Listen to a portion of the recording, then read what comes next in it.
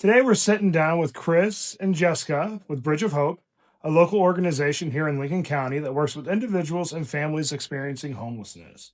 We're going to talk about the reality of homelessness in our community, the work they're doing to help people get back on their feet, and their upcoming Hope Banquet on April 17th.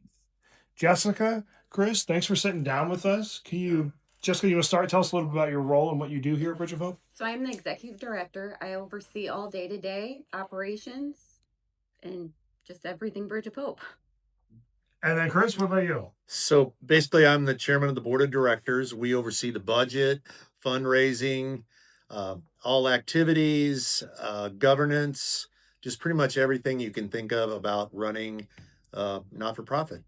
Perfect. So we're going to take a short tour here real quick, and then we'll come back and talk about it and then just answer anything we can. Okay, sounds good. Thanks. So we're entering now. This is the day program at Bridge of Hope.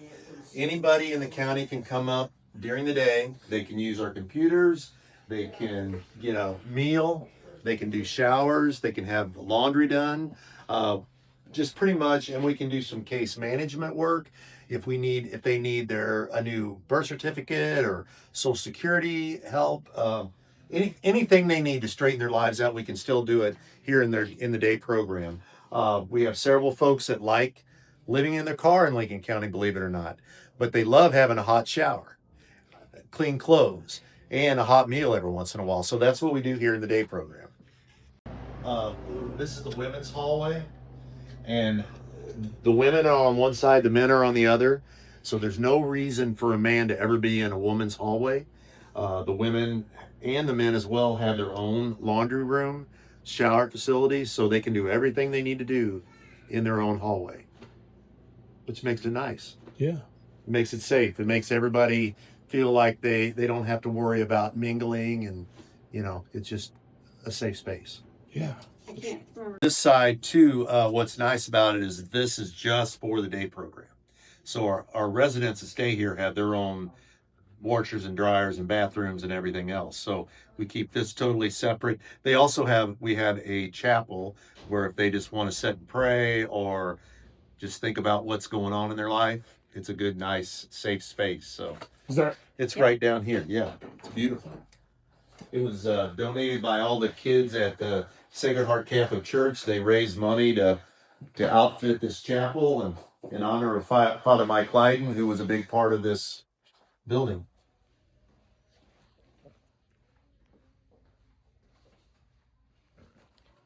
This is our living room. This is where our residents can come in and watch TV or play a game of Wii. This we were awarded through a Mercy grant, Mercy Hospital, so we're always happy to mention that. A lot of the furniture that we have in Bridge of Hope were through donations. Most of it was actually. The tables and chairs came from a Mercy donation. We have our kitchen table, dining room table chairs. They were from MFA. School district had an extra cooler that we're using for our cooler, and it's just nice to mention all the different donations. Everybody. We get a weekly donation from the food pantry every Wednesday. That's open to all residents to use. We get a lot of local churches that come in and cook dinners for our residents each night, but our residents are also able to cook for themselves. These dinners that the churches put on, they actually stay and eat with our residents and mingle and visit, and it just makes it more like a home cooked meal, just like a family. So on the women's side, we have two different room sizes. This room is for mom and her kids. It gives them the freedom to kind of have their own space for the kids to be able to play. Most shelters, you're in a large area where you're with other people, so sometimes it's intimidating and hard for kids to be able to just be kids. So this gives them access to have a little room and keep their traditions together. So for Christmas, they all get their own Christmas tree in here. You can do Christmas presents and all that without everybody else being involved. So this room is for mom and dad and kids to all stay in here together. Dad would have access to go out on the men's side, mom on the women's side. This would also be if there were older children. Like with dad, they could still access their own hallways without having to go into the women's. It's a little bit larger of a room where it's enough room for pack and play, and again, so the kids can be able to kind of play. So this would be a room for just a single adult. We put 2 single adults in these rooms. As you can tell, they're really small. And if you can imagine 4 men in here, it would get a little cluttered very quickly. But we could have 2 men in each of these rooms, so we could have 10 single men here at a time. Well, thanks so much for taking us on a tour of Bridge to Hope. Such a beautiful facility. Let's jump right in here. So first off, for people who may not be familiar, tell us a little bit about Bridge of Hope and what your organization does here in Lincoln County. Okay. Well, so Bridge of Hope is available for any homeless person or people that's ran into housing crisis. The long term for what we do is crisis stabilization center, which is a mouthful, but people can get homeless for a lot of different reasons. A lot of people want to assume they're drug addicts or alcoholics, but you miss one payment nowadays, or you miss work, or you have a health crisis, you're homeless. It doesn't take long. So we're here for most individuals in Lincoln County, and I say most because we do have some criteria. We can't allow people that would jeopardize the safety of our building to be here. So we do check all their backgrounds. We do a background check on everybody that comes in. We do an initial assessment. We do a drug test, to make sure they're not having issues on that end. But basically, we're here to help people stabilize their life, and whatever that means. Because we've seen, even in the 2 years that we've been here, we've seen so many different variations of why they were homeless. How did all this start? So it started with a small group of about 10 people that started to meet because there was a problem. We've seen a problem in Lincoln County. I'm a member of St. Vincent de Paul Sacred Heart, and we meet on Saturdays to help with rent or utilities or food. And more people were coming in with the need for hotel stays. And, we found we could give them a week in a hotel, but at the end of the week, they still haven't made the contacts that they need to make to get back where they need to be, out of the hotel. So we knew we needed to find some way to provide more affordable housing options. But first, we had to have a place where we could help them find, the help they needed to get to that point. We needed a shelter, a place to help them straighten out the things in their lives that had gotten them to this point. Whether it be a bad bill, a utility bill that was overdue, or if they had gotten behind on their rent or lost their automobile. Transportation is a big issue. So we needed a place to do that, and we started to meet. We talked to the county commissioners. We talked to the city aldermen. We talked to whoever would listen. And finally, the county commissioners listened. And they were awarded a settlement from a drug opioid case. And they decided to use that money to build Bridge of Hope. And we rent this building. And we thank the commissioners for listening, because if we'd have had to raise that money right off the bat, we probably still wouldn't be open. So the commissioners listened, and now we're helping families every day. Jessica, when people hear the word homelessness, they usually picture larger cities. What does it actually look like here in Lincoln County? It could look like you standing in line with somebody at Walmart or working with them every single day. Rural homelessness, it's hidden in plain sight, right? You're not seeing it on the sidewalks. You're not seeing it, at every, you're not seeing it on every overpass. We get a lot of people that are going to work every single day, but they're sleeping in their cars at night. We have a lot of people that are sleeping in a camper. They just don't have adequate water. Families, 3 or 4 families living together. Again, just not adequate space for everybody to be in there together. Is the situation here bigger than people realize? Yes. Can you walk us through the process of when somebody walks through the doors, initially reaching out? How does that work? How do you initially make contact with them? That's a good question. So we get referrals lots of different ways. One of the biggest referrals we get is from people that are already staying here. Someone went to work. They were talking to somebody on the line. That person was telling them how they had a rough night sleeping in their car. And the other person that was working with them was actually staying at Bridge of Hope and said, "Why are you not at Bridge of Hope?" That person walked in the doors, and we just started assessing their needs right away on what we could do for them and what they needed at that time. We do ask everyone to call coordinated entry, which you call 211 through United Way. Press number 1, I believe, for housing. Put in your zip code. You leave a voicemail and they call you back. We ask for people to do that because they do different assessments with you. There might be more resources out there that we can offer or that we might not know of yet. They also, if we don't have openings here, there might be an opening somewhere else for a shelter. All that data also goes back to HUD information to keep those counts accurate. Anybody though that needs help, the best way is just to walk through our doors or give us a call. How many people do you house here at maximum? We could house up to 27 people, depending on kind of the amount of kids. We could house 10 single men, 4 single women, 2 women with children, and then a family with children. How often are you all full? Most of the time. Most of the time, yes. Yeah. Being full is a hard question. So we're mostly full 90% of the time, except in these weird transition periods of what we're going through. And then we briefly talked about this off camera earlier, but that's just pretty much Lincoln County, right? Yes. That's the unique thing about this? Yes. So we house only people from Lincoln County, and we'll take a small percentage from other counties if we have openings at that time. What's one thing people in the community misunderstand about homelessness? So they automatically assume a lot of things like drug addiction, alcoholism. They don't want to work. They don't care. Nobody woke up one morning and said, hey, I think for my life, I want to be homeless. Nobody does that.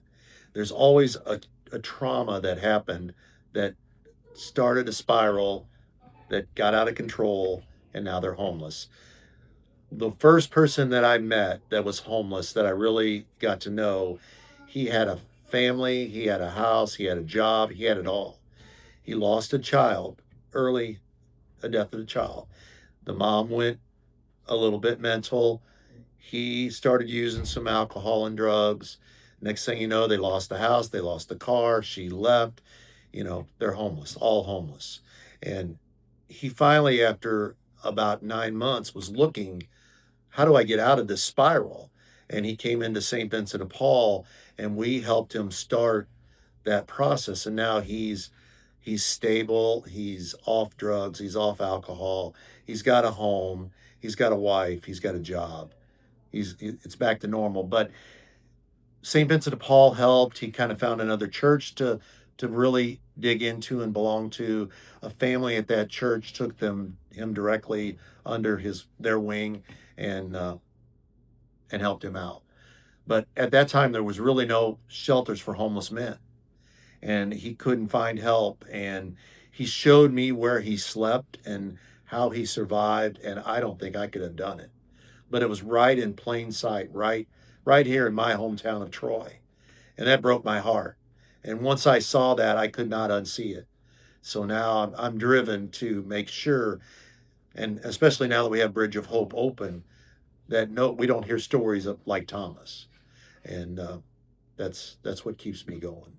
You say process. What do you mean process? And you kind of touched on this earlier to where, and I don't know if that was off camera or not, but where we were talking about, just to put them through a hotel for a week is not going to solve the problem. So what is that problem kind of when they're coming in here struggling to, I believe, getting them into a home? Right. Well, when you put them in a hotel, there's no place for you to meet with them and help them make those calls or get online and find the agency that they need to get a hold of. Can you elaborate on that? Like what exactly you're doing to help them? So you're not just giving them a room and laundry, you're walking them. No, we're walking them through their problems. We have people that work here 24/7, and they're assigned a specific person to help them walk through this process. And every day, no matter who it is, they're meeting with their client, they're helping them make those calls, finding the site online to make the application for housing, or if they've got their Social Security messed up, or get on food stamps, or you name it. Whatever those steps are, we're walking with them hand in hand to make sure every day they're doing something to get them to the next level. We only allow them to stay here about 90 days. That goes by pretty quick. So on day one, we're saying, you need a job. Let's help you find a job. We're getting them working. And then the next day we're working on something else. And the day after and the day after. And at the end of 90 days, we've got a really good record for getting these folks to a better place.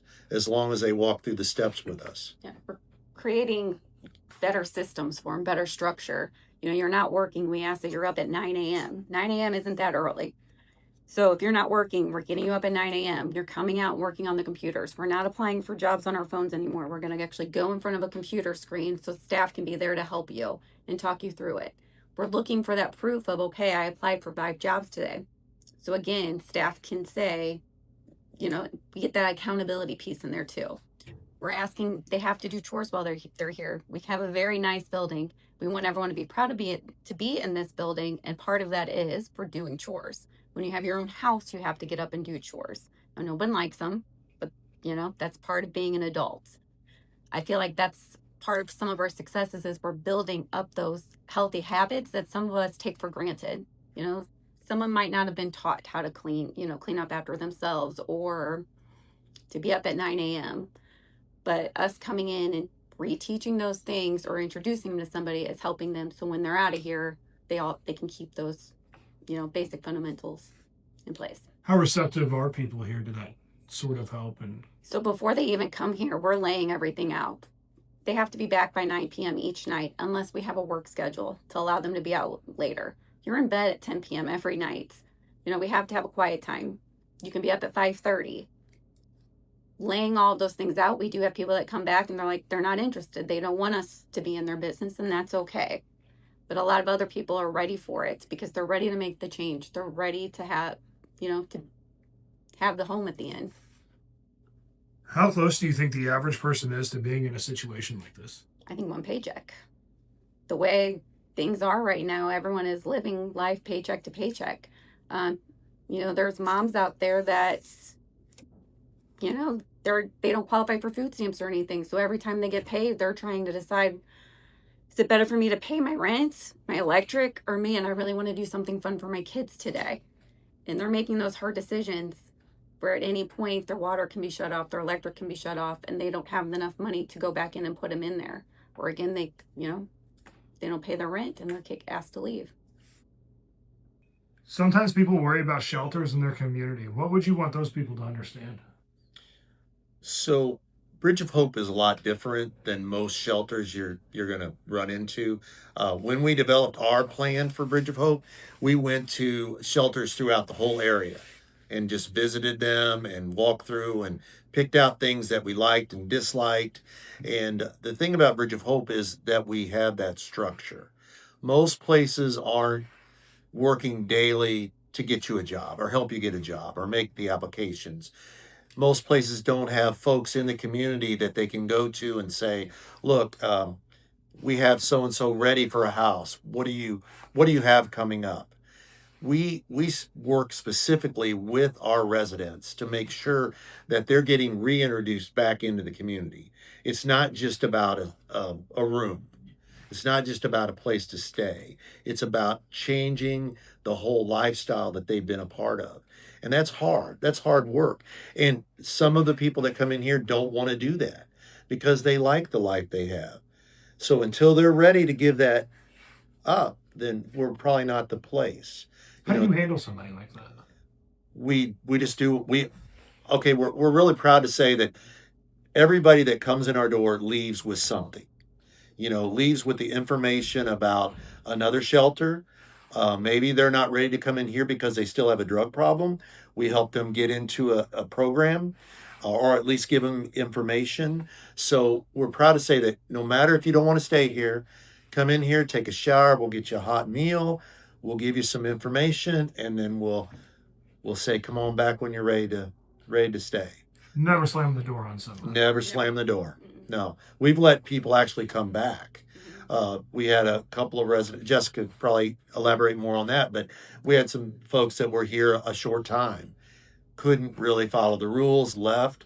But when they came back and said, look, we know we messed up. We're ready to change. Can we get back? And, as long as they're ready, we're ready to take them back. So there's no grudges here. No. And again, there's no secrets here. All the rules are laid out. Everyone gets a copy of the rules. We go over those rules before you're here. Then when you get here, and then every week we have a resident meeting to go over things again. They're posted everywhere. So just in case you need that extra reminder. And the rules are simple. You know, you're respecting staff, you're respecting the building, you're not using drugs or alcohol. And if you can comply by those rules, you're going to be successful here. Is it ever a problem, people trying to make those adjustments, relapsing, doing things along those lines that can't Yes. quite? If they're not honest when they're walking in with what things that they need help with adjusting, or, you know, what they need help with, then it's going to be a little bit more complicated. So we do get people who are fresh in recovery. We might not be the place for them because we're pushing you to go to work. We're pushing you to go to work, to get new routines and structures, to do all these things. And when you're fresh in recovery, there's other things you need to be focusing on. And so if you're not honest with where you're at with recovery and what's going on, you're not going to be successful here. So this will be more of towards the end after you've kind of recovered and trying to put the pieces back together? Yep, pieces together. Or also if you're working with other agencies, you know, there's Preferred Health, Compass, they have great, you know, substance use programs. We also offer, you know, going into counseling for those things, or making sure you're going to like an NAAA group. Is there a story that really changed how you see this issue? So there's always, everyone that walks in here has a story, and those stick with, we could go on for hours. We could. One recent story is we had a family of 4. Back in October, a school counselor reached out to us. She said that she, you know, didn't see the problem early enough, but the kids were falling asleep in class. She can tell that there were hygiene issues. They were hoarding food. And finally, mom and dad said, well, we're technically homeless. We got them right in, and, you know, kind of first goals with them were taking a shower, little things like that, making sure that the kids were on routines and schedules. Dad received disability. Mom was working. Mom was working so much that they didn't qualify for food stamps. And now being in a homeless shelter, you don't qualify for food stamps, and you know, you're not going to go back in and, oh, you need to slow down on working. No, you're going to keep working. They did everything right while they were here. And it just took them, they couldn't find housing. Something on the credit report came up on one where they wouldn't rent to them. Something else came up on another one where they wouldn't rent for them because of just some other silly issue. Where I kept kind of pushing their time boundaries because they were doing everything. It wasn't fair for me to say, okay, sorry guys, better luck next time type thing. I remember it was a Wednesday. I didn't want to come to work that day because they didn't have anywhere to go. Just randomly on that same Wednesday, their client support advocate was driving to work the same way she did every day and saw a for rent sign that just popped up right, you know, probably right that, you know, in that morning. We called and they got in. He actually gave them a discount on rent because they were coming from Bridge of Hope and he wanted it, you know, he knew that they deserved it. So, sorry, something else about that little boy. It was Thanksgiving, you know, the kids were saying what they were thankful for, and he stood up in class and said how thankful he was for Bridge of Hope and being able to know where he was sleeping at every single night. And those stories are what keep us going, because not only do we help them find a place, we also try to find them used furniture to house them, to make their house a home when we move them in. And it was such a joy that day to help them move into their trailer, because we had a couch, we had some beds, we had a dining room table, some we had some bowls and, you know, just stuff. And it was so exciting. They were so excited to be able to move into their home. And that joy just keeps you going, you know? You know, what's it like seeing somebody just helping them get keys to their own place? Oh my, well, I'm pretty, I tear up pretty easily, and I gotta admit that day, and just, you know, this is how God works though, because my brother and sister-in-law were coming back from moving their dad into a home, and he had some stuff, and they said, hey, I got a really nice double bed and a really nice living or kitchen table. Do you got anywhere? I said, you can meet me at this address. They got to share in that joy too, and you know, it was an amazing experience. I wish I could share that with everybody, because it really gets emotional sometimes. Anything you would add to that? No. What would you say to someone who believes homelessness isn't really a problem here in Lincoln County? So I would have agreed with them until about 2018. I lived here my whole life, and I would have said no. Lincoln County, everybody's good. We all have homes. We all have moms. We all have dads. They all work. We eat dinner today together. 2018, I started to see more and more people that were struggling, and then once I met Thomas, and he showed me that those folks were living right in front of me, right here in my hometown, in the middle of town. I mean, I don't want to show anybody because there's still folks living there, but they're right here and you just can't see them. And it is a big problem. It's going to be a bigger problem with the way rents are going up. Um, but right now, the new housing that's going up right here on the corner of 47 and Highway J, that will be for all income levels. And we're excited to be able to offer that to our folks from Bridge of Hope because 12 of those units will be a direct referral from this agency. So we'll have that new place You to. already have 12 people. No, it's being built right now. It won't be available. You have people waiting on that right No. now? No, we don't. But we will be able to Yeah. refer 12 people. Oh, okay. They're allotting you. Yeah, they're allotting us 12. It's still amazing. Yeah.